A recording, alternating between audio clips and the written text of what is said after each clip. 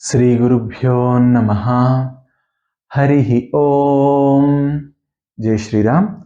Welcome to our next episode in our complete reading of Srimad Valmiki Ramayana.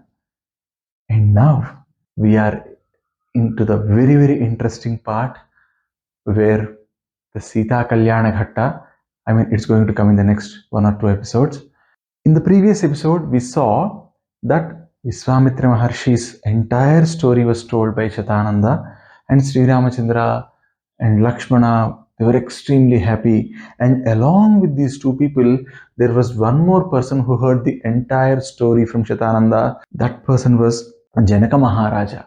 And now this Janaka Maharaja, he looked at Vishwamitra Maharshi, he fell on his feet and said, "Hey Vishwamitra Maharshi, what amount of tapasya did you do? It is not possible for a normal human to do so much of tapasya, to stay so focused on one goal, to stay focused and achieve the result. You are one of the greatest persons to have ever walked on the earth. I bow to you. And hey Maharshi, now it's time for us to go and do our snana, sandhya vandana and all that works. I would request you to come to my palace tomorrow morning as early as possible." Saying this, Janaka Maharshi prostrated in front of Vishwamitra. Vishwamitra caught both the hands of Janaka Maharaja. "Hey Janaka Maharaja, yes, tomorrow morning I definitely would come to your place." Now Janaka Maharaja left. The next morning, Vishwamitra Maharshi took Sri Ramachandra, Lakshmana and went to Janaka's palace. Janaka Maharaja came. He gave Arghyapadyas to Vishwamitra Maharshi. Vishwamitra Maharshi was now extremely happy. And Janaka Maharaja, see, I keep confusing between these Maharajas and Maharshis, but because I am reading Srimad Ramayana, a number of times I end up saying Maharshi, please don't take it that way. It's Janaka Maharaja only, but there is nothing wrong even if we call Janaka Maharaja as Janaka Maharshi, because he is Videha. He is a person who does not even have the minimum love for the body. Okay, he is Videha. Okay, and he is one of the greatest Jnanis. Janaka is considered to be one of the greatest Jnanis of his time. So there is nothing wrong even if we call him Janaka Maharshi. Okay, but nevertheless, he is in the post of Maharaja, so it's Janaka Maharaja. And now Janaka Maharaja asked, "Hey Vishwamitra Maharshi, what do you want?" Vishwamitra Maharshi said, "I don't want anything, Janaka Maharaja, but I hear that you have a very great dhanush with you. And here are two Kshatriya Balakas, or two pupils who are Kshatriyas. Why don't you bring that dhanush and show it to them and also tell us the importance of that dhanush?" Now, Janaka Maharaja said, "Hey Maharshi, you know how Daksha Yagna happened. For those who do not know Daksha Yagna, I would just give a small introduction, a 1 or 2 minute introduction. Daksha Yagna is in itself a huge subject. So when the creation happened, Daksha Prajapati was also born from Brahmaji, and Daksha Prajapati had a daughter called Sati Devi, and Sati Devi fell in love with Sri Maheshwara or Sadashiva, and she went on to marry him. And one day there was a huge sabha that was happening, into which Daksha Prajapati came in. By the time he came in, Trimurtis were already there, and the Trimurtis did not stand or wish Daksha Prajapati. Daksha Prajapati took it to his heart. He was angry because Mahadeva or Sadashiva was already his son-in-law, and he felt that his son-in-law did not stand up for him. But as far as Sadashiva is concerned, he is one of the Trimurtis, and there is no difference between him and Keshava. So they are Abedha, since that's the creator, that's the organizer, that's the destroyer. So that's the supreme power. And why would a supreme power bow to anybody? That was Bholenath's argument. Daksha Prajapati got very angry. He thought he would teach his son-in-law a lesson, and then he made a huge yajna, and for that yajna he invited everyone but Sadashiva. Now everybody was flying from Swargaloka to the place where Daksha Prajapati was doing the yajna. Parvati Devi saw all of them, and she asked, Sati Devi, that was the previous name of Parvati, was Sati Devi. She saw all of them, and she asked, "Where are you going?" And those people who are going in the Deva Vimanas, Vimana actually means the flying machines or the aeroplanes of that generation. So she looked at them and she asked, "Where are you going?" And they said, "We're all going to Daksha Prajapati's place. He's doing a great yajna." Now, it's quite normal for any woman to have love for her parents and the parental home. It's quite normal. That's what happens. So she goes to Shivji and says, "Hey Bholenath, hey Sadashiva, it seems my father is doing a great yajna. Can I go there?" Now, Shivji says, "They did not invite us," but then she says, "See, according to Dharma, I can go uninvited to my parents' place." So, this is a very important thing. If any daughter knows that there is something very important or something very auspicious that is happening in her parents' house, she can always go there uninvited. So, she brings up that rule. Mahadeva resists for a long time, and when she does not relent at all, Mahadeva asks Nandi and the other Shivaganas to take her to her maternal place. Now, once she goes there, Daksha doesn't even look at her, he doesn't greet her, and then she realizes that the yajna itself was being done without her husband, and the yajna is a Nirishwara yajna. And then she says, "This sort of yajna should not take place. I came to my parents' house and I was insulted in my parents' house, hence I am going to give my life here." She rubs her thumb or her toe onto the land, and Agni comes out and she immolates herself in that Agni. Looking at this, Nandi takes the rest of the Shivaganas, goes back to Shiva, and there Shiva brings out this bow and says, "I am going to take care of all these devas using this bow." But then he sends out Veerabhadra. Veerabhadra goes, he blasts that, he ensures that the yajna is stopped. He and the Shivaganas who went there, they fight with all the devatas. Some devatas lose their teeth, some lose something else, and they're completely, they're completely humbled. Daksha's head is taken off. When all of them come back praying to Shiva, Shiva gives Daksha the head of a goat, and that's how Daksha Prajapati ends up becoming a goat, ends up becoming goat-headed person. So this is a whole thing that happens in Daksha Yagna. And then the bow that Shiva took, and then all devatas would come and fall on his feet saying, "Hey Shiva, don't use this bow on us, else none of us would survive." Then he gives away that bow to them, saying that, okay, we all know he's a Bholenath, right? He gets angry very quickly, and then he loses anger also very quickly. Bholenath gives them back their bow. They take that bow back and they give it to ancestors of Janaka Maharaja.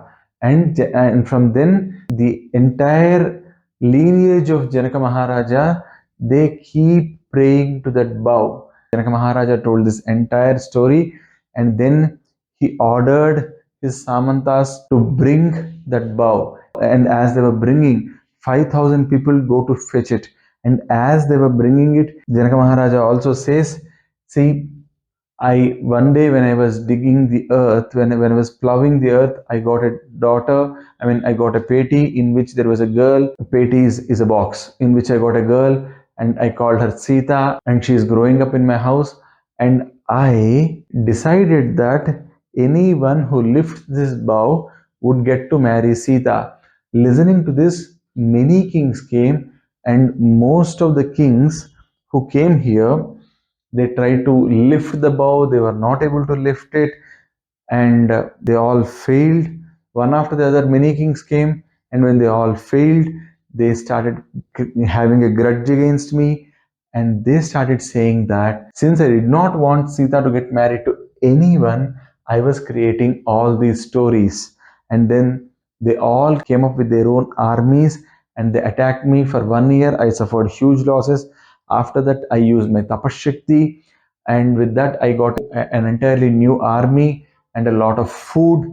With that, I went and attacked them, and now all those kings are vanquished from here. See, the Sita Swayamvara, where Sita Devi is sitting with a Varmala, and one after the other, the kings come and lift the Dhanush. That part is not there in Valmiki Ramayana. Okay, so please note that. In the meantime, Sivadhanush was brought there by 50 100 people, which is like 5,000 people. They bring it there, and then Janaka Maharaja and Vishwamitra say, "Go and have a look at it." Now, Sri Ramachandra looks, at both of them, and then he addresses Vishwamitra and says, "Hey Maharshi, with your blessings, I'll go and touch it. I want to really touch it and see it. They are just seeing it. But if I'll be able to lift it, I would definitely try to, sting. I would definitely like to string the bow and then make a small tankara sound." So they put the string from bottom to top for the bow. The string is the one on which you put the arrow and shoot, right? And then when you don't put the arrow and you just like try to pull the string and leave, that would make a sound, right? That's called tankara, and that's called as dhanush tankara. So that's what I'm going to do, is what Sri Ramachandra says. He goes and he lifts the bow very easily, and then he tries to put the string onto the top, and then with a huge sound, the bow is broken. And except for Janaka, Vishwamitra, Sri Ramachandra, and Lakshmana, all the thousands of people who were gathered there, I mean, they all become unconscious, and then after some time, they all gain their consciousness. Immediately, our Janaka Maharaja quickly takes up a Panchapatra and says, "Hey, Sri Ramachandra, put your hand out. I am going to give away Sita Ma to you." I mean, I am saying Sita Ma, but Janaka would have said Sita. I am going to give away Sita to you. Sri Ramachandra then says, "No, no, that's not my job. That's the job of my father to decide a bride for me." Now, this is not explicitly told here, but this is told by Sita Mata to Anasuyama when Sri Ramachandra, Lakshmana, and Sita go for Vanavas into the forest. Okay, now the Sivadhanurbhanga has happened, and the sound that came at the time of Sivadhanurbhanga is Omkara. Okay, because that's Om, that's the sound that came out. Okay, and yes, very happy moment for all of us that Sivadhanurbhanga has happened. Now it's a matter of time before King Dasharatha visits Mithila with his entourage, with his samantas, with his kings, with his family, and gets these marriages done. We'll also try to understand why Janaka Maharaja promised that he would give Sitama to anyone who lifts that sacred bow of Siva or the Sivadhanush. See, it was Shiva's bow. So who can lift it? Only Shiva can lift it. Who also can lift it? Keshava also can lift it, because Shiva and Keshava are one and the same, right? Okay, so where did he find the girl? He found the girl under the ground, or when he was plowing, he found the girl. Now, how can a small kid be alive? Just imagine this. How can a small kid be alive inside the ground, in that too in a box? Means she's an Ayonija. She was not born out of a woman, but she came out on her own in an avatara. So that essentially means that girl herself is the feminine energy of the Paramatma. And then one day, when all these girls are playing with a ball, the ball goes near the Sivadhanush and it becomes very tough to retrieve the ball. Now Sita Ma goes there, she lifts the whole box in which the Dhanush was there with one hand, and from there she removes the ball and comes out. Janaka sees this and he realizes that yes, this is Ma herself, and till Swami, till Bhagavan, till the Paramatma comes, I'll definitely get her married to Paramatma only. And for that, he has put this restriction that anyone who has or who is interested to get married to Sitama should actually go and lift the Shivadhanush.